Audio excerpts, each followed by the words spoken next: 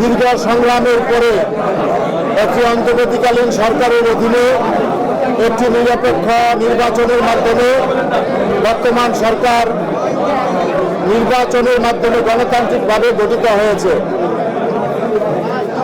আগে যারা কর্মকর্তা কর্মচারী ছিল তাদের মধ্যে অনেকে ফ্যাসিস্টদের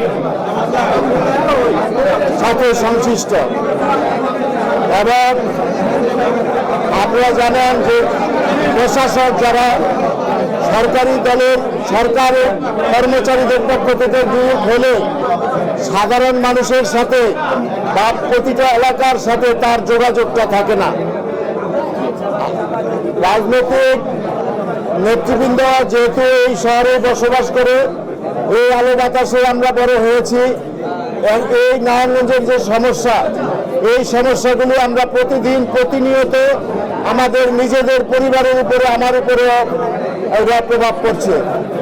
তো আমি মনে করি এই ইস্যু থেকেই সরকার এই সিটি কর্পোরেশনের যে বর্তমান যে দুরবস্থা, রাস্তাঘাট এবং বিভিন্ন সমস্যাগুলি রয়েছে, এটা দ্রুততার ভিত্তিতে এই সমস্যার সমাধানের জন্যই আজকে আমাদেরকে প্রশাসক হিসাবে রাজনৈতিক নেতৃবৃন্দকে 6টা সিটি কর্পোরেশনে আপনার প্রশাসক নিয়োগ দান করেছে।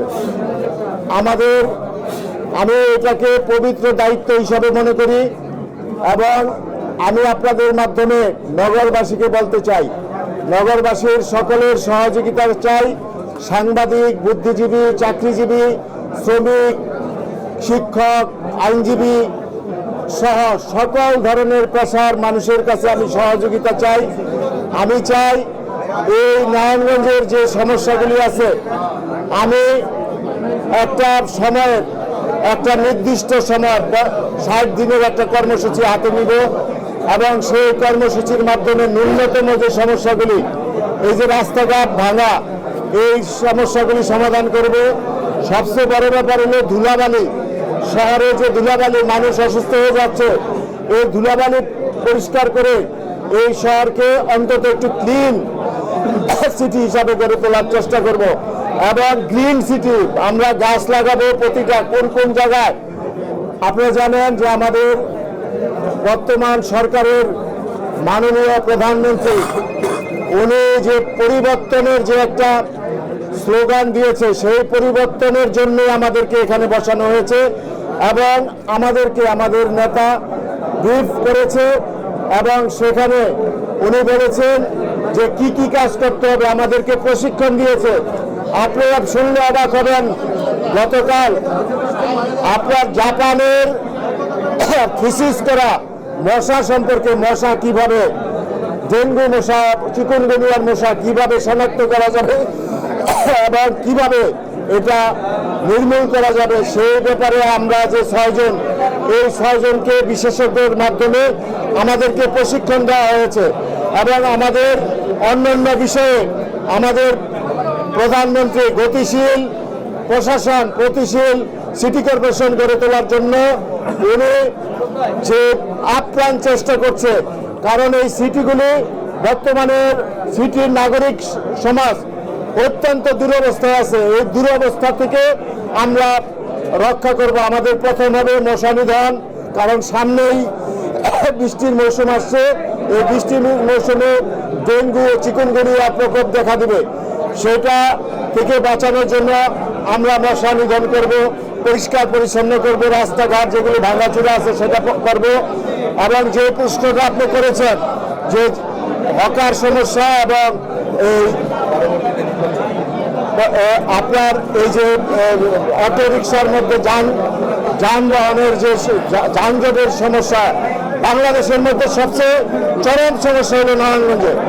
এটা আমরা চিহ্নিত করেছি।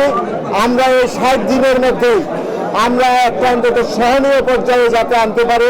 হকাররাও তো আমাদের এই নাগরিক, তাদের নিয়ে আমরা বসবো, কিভাবে এটা সমস্যার সমাধান করা যায় সেটা নিয়ে কথা বলবো। এবং এই যে অটো রিক্সা আছে বা যানবাহনের একটা নির্দিষ্ট একটা নীতিমালা করে আমরা দেখবেন যে ইনশাল্লাহ আমার জীবনটা এলো চ্যালেঞ্জের জীবন। আমি এটাকে চ্যালেঞ্জ হিসাবে নিলাম এবং আজকে আমাদেরকে সফল হতে হবে, সফলতার বিকল্প নাই। যদি আমি সফল না হই তাহলে আমাদের প্রধানমন্ত্রী সফল হবে না, আমাদের এমপি সাহেব সফল হবে না, আমাদের সরকার সফল হবে না। সুতরাং আমাকে সফল হতে হবে এবং এই নারায়ণগঞ্জের যে যারা আছেন আমাদের জনপ্রতিনিধি এমপি সাহেব সহ আমাদের রাজনৈতিক নেতৃত্ব, আপনারা আমার অ্যাক্টিভিটিস দেখবেন। আপনাদের কাছে আমার অনুরোধ, আপনারা যদি আমার ত্রুটি পান আমাকে আগে জানাবেন, আমি সেটা সমাধান করার চেষ্টা করব। আমি চাই একটি মানুষকে, নাগরিকদেরকে সেবা দিতে। আমি প্রথমে এই কর্পোরেশনে যারা কর্মকর্তা কর্মচারী আছে তাদের নিয়ে বসবো, কারণ যাদের দিয়ে কাজগুলো করাতে হবে। আমি সাবেক কাউন্সিলর যারা আছে তাদের নিয়ে বসবো। আমি সাবেক কাউন্সিলরদেরকে এই সিটি কর্পোরেশনের কাজে লাগবো। আমি সমাজের যারা এই যে আমাদের রাজনৈতিক একটা বিষয় বোঝার, প্রতিটা ঘরে ঘরে মহল্লায় মহল্লায় আমাদের দলীয় লোক আছে।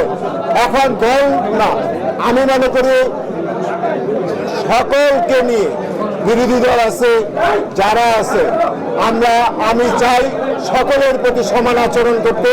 আমরা সমান আচরণ করব এবং সকলের সুষম উন্নয়নের মাধ্যমে এই নারায়ণগঞ্জের পরিবর্তন ঘটাবে ইনশাল্লাহ। আমি আপনাদেরকে কথা দিতে পারি যে আমরা অবশ্যই পরিবর্তন করব, সমস্যার সমাধান করব এবং আমরা সফল হব। সফল হওয়ার জন্য আমরা এখানে এসেছি, সফল হওয়ার জন্য ইনশাল্লাহ সফল হব।